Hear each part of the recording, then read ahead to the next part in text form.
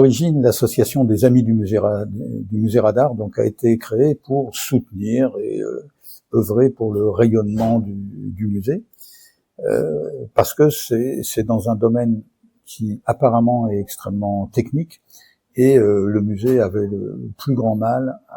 à émerger, puisque on peut dire que pendant 25 ans, il n'est jamais sorti de l'anonymat.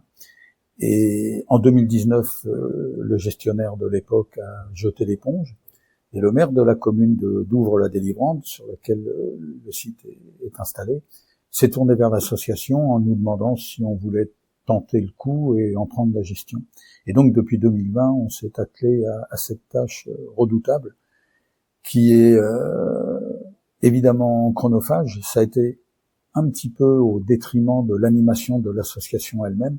mais par contre, les résultats ont été extrêmement enthousiasmants et encourageants, puisque en 4 exercices, on a multiplié par 3 le nombre de visiteurs. On a fait l'an passé plus de 18 000, on va dire, effets, 80e anniversaire du débarquement, mais venant de 5 000 en 2019, on a en 2025 refranchi la barre des 17 000,